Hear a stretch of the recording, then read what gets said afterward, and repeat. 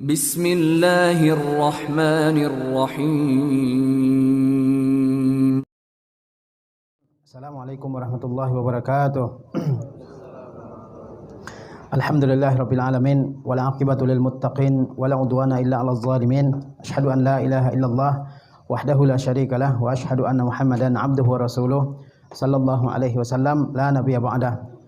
Ya ayyuhallazina amanu taqullaha haqqa tuqatih wa la tamutunna illa wa antum muslimun.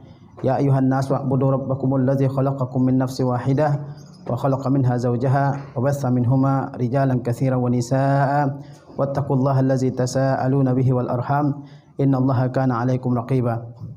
Ayyuhat tullab wat talibat rahimakumullah. Pada pagi yang berbahagia ini kembali Allah mudahkan langkah-langkah kita untuk berangkat ke sekolah yang sama-sama kita cintai ini dengan niat yang sama, yaitu talabul ilmi, menuntut ilmu, yang merupakan suatu kewajiban sekaligus kebanggaan bagi seorang muslim. Seorang muslim memerlukan ilmu dalam kehidupannya sebagaimana dia memerlukan makanan dan minuman. Bahkan kata Imam Ahmad, seseorang lebih memerlukan ilmu daripada makanan dan minuman. Karena dalam kehidupan seseorang dia hanya perlu makan 2 kali atau 3 kali dalam sehari semalam. Tetapi ilmu, dia memerlukan ilmu dalam setiap detik dan menit dari kehidupannya. Sehingga seseorang lurus akidahnya, lurus ibadahnya, lurus adabnya dan akhlaknya, itu adalah karena ilmu yang Allah Subhanahu wa taala berikan kepadanya. Dan sesungguhnya ilmu itu tidak datang dengan sendirinya, tetapi dengan mujahadah dalam menuntutnya. Sehingga kita perlu keseriusan dalam menuntut ilmu ini. Al-mujahadah fi talabil ilmi, kesungguhan dan keseriusan dalam menuntut ilmu. Ini adalah suatu kemestian dan keniscayaan dalam menuntut ilmu.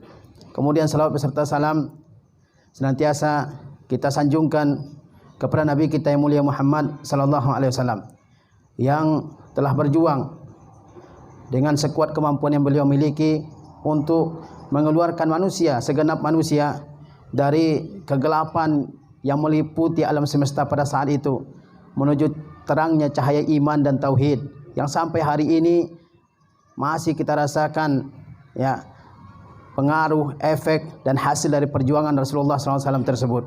Mudah-mudahan kita ini termasuk di antara orang-orang yang multazimin, yang konsisten dengan ajaran-ajaran Rasulullah SAW, tidak digoyahkan oleh apapun dalam kehidupan kita, ke kiri dan ke kanan. Kita teguh di atas sunnah Rasulullah SAW.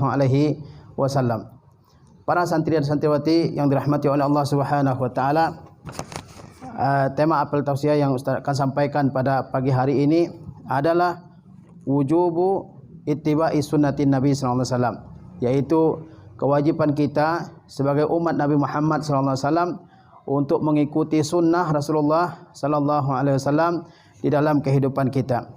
Sesungguhnya Allah Subhanahu wa taala telah memberikan begitu banyak nikmat kepada kita dalam kehidupan kita ini. Dan di antara nikmat yang paling besar yang Allah Subhanahu wa taala berikan kepada kita sebagai hambanya adalah nikmat diutusnya seorang rasul di tengah-tengah kita umat manusia. Rasul yang terakhir Muhammad sallallahu alaihi wasallam, dan kepadanya Allah Subhanahu wa taala turunkan kitabnya yang terakhir, Al-Qur'anul Karim. Kita adalah umat terakhir yang di tengah-tengah kita diutus rasul terakhir Muhammad sallallahu alaihi wasallam, dan beliau membawa Al-Qur'anul Karim. Dan Al-Qur'an yang dibawa oleh Rasulullah SAW ini merupakan sumber petunjuk, sumber kebenaran dalam diri seorang muslim. Beliau diutus oleh Allah Subhanahu wa taala di tengah-tengah umat kita ini dengan membawa apa? Dengan membawa sebaik-baik petunjuk. Sehingga kita selalu mengatakan wa khairal huda huda Muhammad. Sebaik-baik petunjuk adalah petunjuk Nabi Muhammad SAW. Ini tidak sebatas ucapan yang diucapkan dengan lisan kita, tapi harus diimani, diyakini, ditanamkan dalam diri kita bahwa tidak ada lagi petunjuk yang lebih baik dari petunjuknya Nabi Muhammad SAW. Tidak ada ajaran yang lebih baik daripada ajaran Nabi Muhammad SAW. Ini harus menjadi keyakinan dalam diri kita sebagai seorang muslim, apapun bentuknya, entah itu perkataan, entah itu ucapan, entah itu ajaran, entah itu pemahaman. Tidak ada yang lebih baik daripada ucapan, pemahaman, sabda, perbuatan Nabi kita Muhammad sallallahu alaihi wasallam. Beliau diutus oleh Allah Subhanahu wa taala untuk memberikan kabar gembira berupa kebahagiaan hidup bagi siapa yang taat dan patuh kepada beliau. Baik kebahagiaan dalam kehidupan di dunia, apalagi kebahagiaan dalam kehidupan di akhirat. Dan beliau juga memberikan kabar yang berisi ancaman bagi orang menyelisihi ajaran, ajakan dan dakwah beliau sallallahu alaihi wasallam. Dan beliau diutus oleh Allah Subhanahu wa taala sebagai yang memberikan pimpinan, memberikan contoh dan teladan bagi umat manusia dalam kehidupan ini. Allah Subhanahu wa taala mengingatkan kita akan nikmat diutusnya Rasul di tengah kita. Kata Allah, laqad mannallahu 'alal mu'minin idz ba'atsa fihim rasula. Sesungguhnya Allah telah memberikan karunia kepada kaum mukminin tatkala Allah Subhanahu wa taala mengutus seorang rasul di tengah-tengah mereka. Apa tugas rasul tersebut? Dijelaskan oleh Allah, yatlu alaihim ayatihi. Rasul tersebut Allah utus untuk segenap manusia, ia membacakan ayat-ayatnya kepada mereka.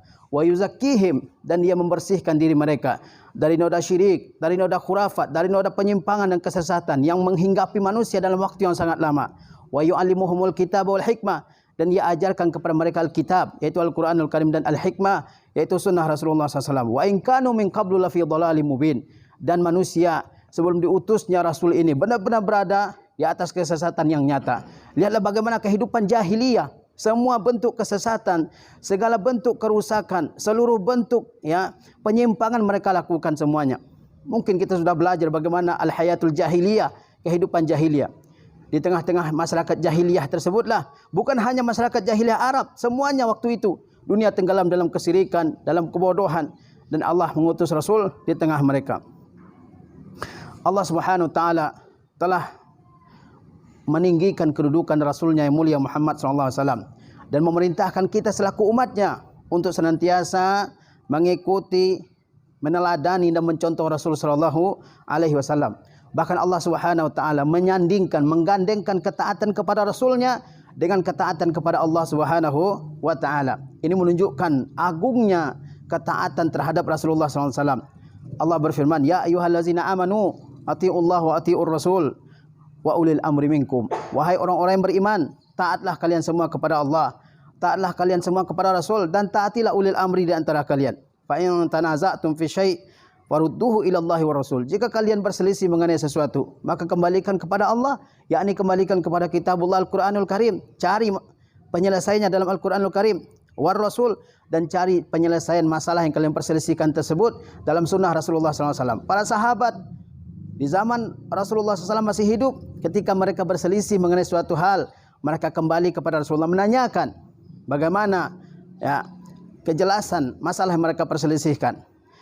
Ketika Rasulullah telah wafat, seperti di zaman kita sekarang ini, tidak ada Rasul di tengah kita, beliau sudah wafat, maka ketika ada perselisihan dalam soal agama, kita kembalikan kepada sunnahnya Rasulullah SAW.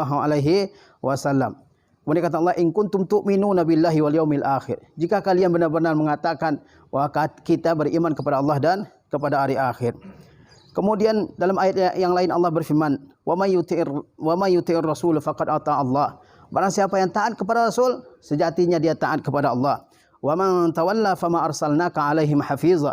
Dan barang siapa yang berpaling, maka kami tidak mengutus engkau wahai Rasul Muhammad SAW sebagai penjaga atas mereka.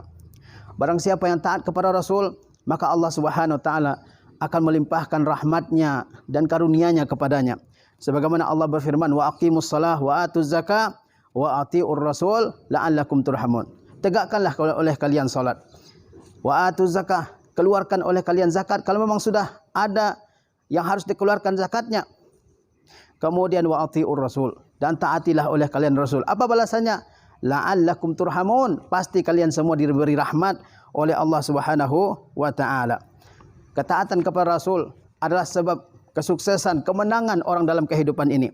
Sebagaimana Allah Subhanahu wa taala berfirman, "Fallazina amanu bihi", orang-orang yang beriman kepadanya, "wa azzaruhu", mereka membantunya, "wa nasaruhu", dan menolongnya, "wattaba'un nural ladzi unzila ma'ahu", dan mereka mengikuti cahaya yang diturunkan kepada Rasul tersebut, yakni Al-Qur'anul Karim.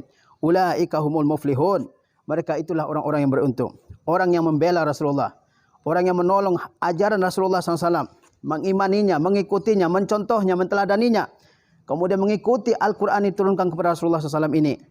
Kemudian apa balasan untuk mereka? Ulaika humul muflihun, mereka itulah orang-orang yang beruntung. Kemudian at-tulab wa talibat yang dirahmati oleh Allah Subhanahu wa taala, Barang siapa yang menaati dan mengikuti Rasulullah SAW, maka ia sejatinya telah mendapatkan petunjuk dalam kehidupannya. Dan barang siapa yang meninggalkan, enggak mau mengikuti Rasulullah SAW, maka dia telah tersesat dengan kesesatan yang sangat jauh. Allah berfirman, "Qul atiiullah wa atiiur rasul." Taatilah oleh kalian Allah dan taatilah oleh kalian Rasul. Fa in tawallau fa inna ma 'alaihi ma hummila wa 'alaikum ma hummiltum. Jika kalian berpaling, maka Rasul SAW akan menanggung semua yang diperbuatnya dan kalian akan menanggung semua yang kalian perbuat. Wa in tuti'uhu tahtadu. Jika kalian taat kepadanya, maka kalian pasti mendapatkan petunjuk. Orang yang taat kepada Rasulullah pasti akan mendapatkan petunjuk, bimbingan dalam kehidupannya sehingga lurus jalannya sepanjang kehidupannya. Dan taat kepada Rasul sallallahu alaihi wasallam merupakan sebab kecintaan Allah Subhanahu wa taala. Sebagaimana Allah berfirman, "Qul in kuntum tuhibbunallaha fattabi'uni yuhibbukumullah." Katakanlah, jika kalian mengatakan kami mencintai Allah, maka kata Rasul, "Fattabi'uni," maka kalian ikutilah aku, yuhibbukumullah. Allah akan mencintai kalian, wa yaghfir lakum dzunubakum, dan Allah akan mengampuni dosa-dosa kalian. Janganlah kita menjadi orang yang begitu mudah untuk menyelisihi sunnah Rasulullah SAW. Dan itu diingatkan oleh Allah SWT dalam kitabnya. "Falyahzaril ladzina yukhalifuna an amrihi an tusibahum fitnah aw yusibahum azabun alim." Maka hendaklah orang-orang menyelisihi sunnah Rasulullah SAW. Ya, berhati-hati karena mereka kalau menyelisih sunnah Rasulullah SAW, mereka akan ditimpa oleh fitnah, ya, atau ditimpa oleh azab yang pedih.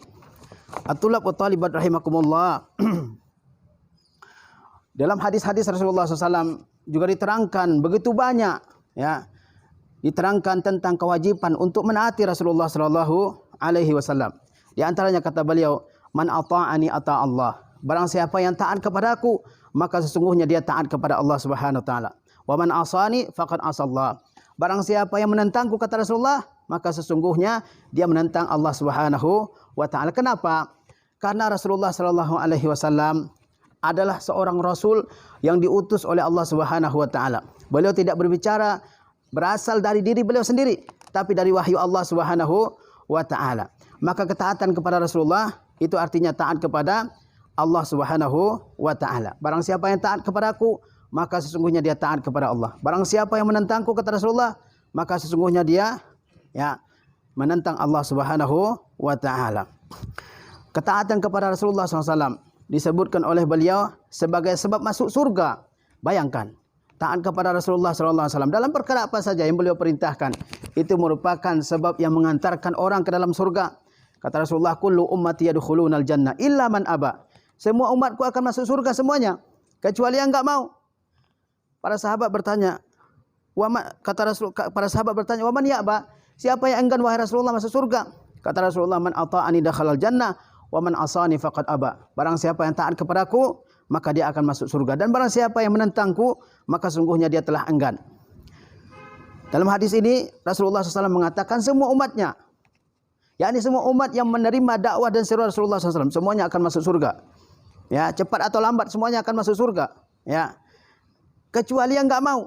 Siapa yang enggak mau itu? Orang yang enggak mau menaati Rasulullah sallallahu alaihi wasallam. Oleh sebab itu, kita mesti tanamkan dalam diri kita apapun yang diperintahkan oleh Rasulullah SAW, itu adalah kebaikan bagi kita, dan kita mesti laksanakan perintah Rasulullah SAW. Ya. Kemudian Allah Subhanahu wa taala dan juga Rasulullah SAW telah mengabarkan bahwasanya akan ada orang-orang yang mereka, ya, tidak mau menaati Rasulullah SAW, mencari berbagai cara untuk keluar dari ketaatan kepada Rasulullah SAW. Di antaranya mereka mempertentangkan antara Al-Quran dan Sunnah Rasulullah SAW. Dia hanya mau menerima Al-Quran, ya. Kalau hadis mereka enggak mau menerima dengan berbagai macam kerancuan pemikirannya. Seperti mereka katakan bahwa hadis itu banyak yang hadis ahad, yang menerimanya dan menyampaikannya hanya beberapa orang, sehingga mungkin ada, ya, muncul keraguan dalam hadis-hadis Rasulullah tersebut. Kami enggak mau terima. Kami hanya mau terima Al-Quranul Karim. Ada zaman sekarang seperti itu. Diingatkan oleh Allah Subhanahu wa taala bahwasanya Rasulullah SAW tugas beliau adalah menyampaikan, dan beliau menyampaikan tidak hanya kepada satu orang, dua orang, tapi kepada banyak orang. Betapa banyak sahabat yang hidup di masa Rasulullah sallallahu alaihi wasallam, mereka menerima dari Rasulullah sallallahu alaihi wasallam semua yang beliau sampaikan. diterima oleh para sahabat. Kemudian para sahabat tersebut menyampaikan kepada generasi yang berikutnya, sehingga tersebarlah hadis-hadis Rasulullah sallallahu alaihi wasallam. Dan dilihat bukanlah orang yang membawanya, berapa banyaknya, tapi adalah kejujuran orang yang membawa, ya, kredibilitas orang yang membawa, apakah dia jujur atau tidak. Sehingga kita tidak boleh memisah-misahkan antara Al-Qur'anul Karim dan sunnah Rasulullah sallallahu alaihi wasallam. Kata Rasulullah SAW, ala inni utitul kitab wa mislahu ma'ahu. Ketahuilah, aku telah diberikan Alkitab, Al-Qur'anul Karim, dan yang seperti dengan Al-Qur'anul Karim. Apa itu? Sunnah Rasulullah SAW. Kemudian kata Rasulullah, beliau ya mengabarkan tentang orang-orang yang berusaha untuk memisahkan Al-Quran dan Sunnah. Ini akan ada setelah Rasulullah SAW hidup. Ya, ini namanya dalailun nubuwah, tanda-tanda kenabian Rasulullah SAW. Tidak ada di masa Rasulullah orang yang memisahkan Al-Quran dan Sunnah. Tapi akan hidup setelah itu orang-orang yang memisah-misahkan antara Al-Quran dan Sunnah. Maunya Al-Quran aja, ya.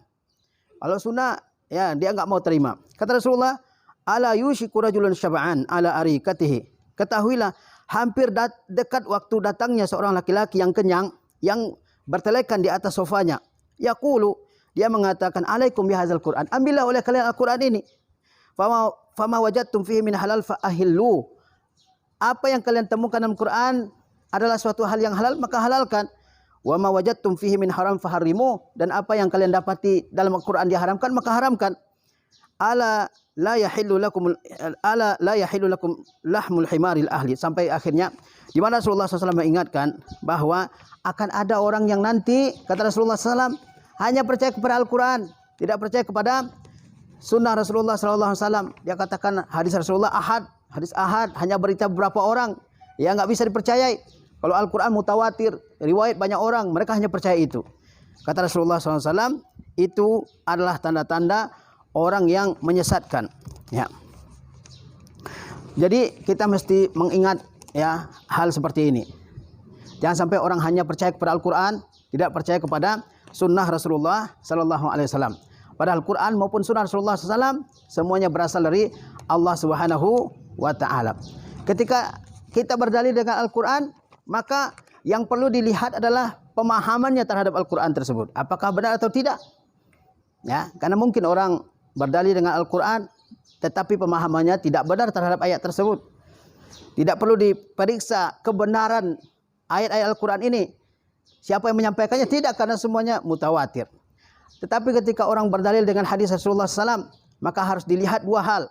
Pertama, siapa yang menyampaikannya hadis tersebut, sehingga ada sanadnya. Apakah ada yang pendusta, ada yang pembohong, ada yang dicurigai, ada yang kuat hafalannya. Kemudian yang kedua adalah bagaimana pemahaman terhadap hadis tersebut. Ketika sanadnya sudah benar semua, tidak ada yang dicurigai, tidak ada yang pembohong, semuanya orang-orang yang jujur, orang-orang yang hafalannya kuat, orang-orang yang terpercaya, maka yang perlu dilihat adalah bagaimana pemahamannya terhadap hadis tersebut. Karena banyak zaman kita sekarang ini orang memahami hadis dengan pemahamannya sendiri tanpa merujuk kepada kitab-kitab ulama. Ya, bahkan ada yang hafalnya bukan hadisnya, tapi nomor hadisnya yang dihafal. Ya, hadisnya dia nggak hafal, tapi nomornya dia tahu, nomor sekian, untuk membangga-banggakan bahwa hafalannya kuat. Yang penting bukan nomornya, matannya, isi hadis tersebut dan juga pemahaman terhadap hadis tersebut. Ya. Maka kita semua harus berhati-hati dari setiap hadis yang datang kepada kita. Ya, jangan sampai kita terima semuanya, karena mungkin ada hadis-hadis yang dhaif, yang maudhu, yang palsu, yang disebarkan oleh orang-orang di tengah kita, dan begitu banyak ya tersebar di tengah-tengah kita ini. Kemudian ya, kita tidak boleh menyanggah, menentang ya hadis Rasulullah SAW ini dengan apapun. Tidak boleh mempertentangkannya. Ketika orang sudah sebutkan hadis dan hadisnya sahih, maka kita terima walaupun bertentangan dengan akal kita, logika kita, dengan pemahaman kita. Hal itu tidak boleh dilakukan kalau hadisnya sudah sahih dari sunnah Rasulullah SAW. Sebagaimana dikatakan oleh Umar bin Abdul Aziz, kata beliau, la ra'ya li ahadin ma'a sunnatin sannaha Rasulullah SAW. Tidak ada pendapat bagi seseorang di hadapan sunnah yang telah ditetapkan oleh Rasulullah SAW. Kalau sudah sahih hadisnya, terima udah. Ya, tidak boleh disanggah, tidak boleh ditentang, tidak boleh dibenturkan dengan perkataan syekh fulan, ulama fulan, kiai fulan. Sami'na wa ata'na, kita dengar dan kita patuhi hadis Rasulullah sallallahu alaihi wasallam. Imam Ahmad mengatakan, man radda hadis Rasulullah sallallahu alaihi wasallam fahuwa ala syafa halaka. Barang siapa yang menolak hadis Rasulullah, maka dia berada di atas atau di tepi jurang kehancuran. Abu Kilabah beliau mengatakan, iza haddasta ar-rajula bi sunnah faqala da'na min haza wa hati kitab Allah fa'alam annahu dhal. Kalau kamu menyampaikan hadis kepada seseorang, lalu dia mengatakan, da'na min haza, enggak usah kamu sampaikan kepada kami. Wa hati kitab Allah, Al-Quran aja kamu sampaikan. Kata Abu Kilabah, fa'alam annahu dhal, ketahuilah bahwa dia sesat. Karena dalam Al-Quran, dalam agama kita, sumber segala sesuatunya dua, yaitu Al-Quranul Karim dan Sunnah Rasulullah SAW. Ya, itu disepakati, Al-Quran dan Sunnah. Orang berdalil dengan Al-Quran atau berdalil dengan Sunnah sama saja. Selama hadisnya sahih, maka wajib diterima. Maka kita sebagai seorang muslim mesti begitu. Tidak boleh menentangnya. Tidak boleh mengatakan tidak ada hadisnya sebelum kita ketahui bahwa di situ ada hadisnya. Jangan terburu-buru mengatakan tidak ada hadisnya atau mengatakan hadisnya dhaif tanpa kita ketahui bagaimana kedudukan yang sebenarnya. Kemudian jangan sampai kita mengatakan itu hadis dari Rasulullah SAW padahal kita tidak tahu apakah itu benar-benar hadis dari Rasulullah SAW. Maka harus diperhatikan betul-betul yang meriwayatkannya siapa, ya, apakah sahih hadisnya atau tidak.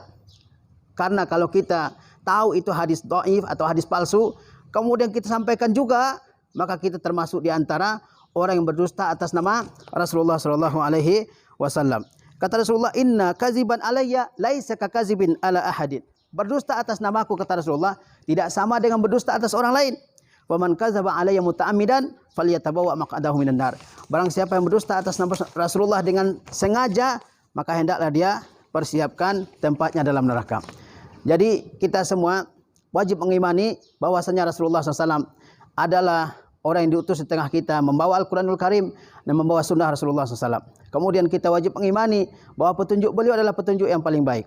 Kemudian kita harus memahami hadis Rasulullah SAW dengan pemahaman yang benar, sehingga akidah, ibadah, akhlak dan adab kita adalah adab yang benar. Dan wajib berhati-hati dalam menerima hadis Rasulullah SAW. Sekarang banyak sekali hadis disebarkan orang melalui medsos. Setiap hari ada medsos yang mengirimkan pesan-pesan hadis Rasulullah SAW, entah benar atau tidak. Kalaupun hadisnya benar, bagaimana pemahamannya? Sehingga kita harus berhati-hati dalam hal ini. Mudah-mudahan Allah SWT yang memberikan kita pemahaman yang benar dalam agama ini, meneguhkan langkah kita dan memberikan kita kekuatan untuk menyebarkan hadis-hadis Rasulullah SAW dan sunnah-sunnah Rasulullah SAW. Assalamualaikum warahmatullahi wabarakatuh. Alhamdulillah.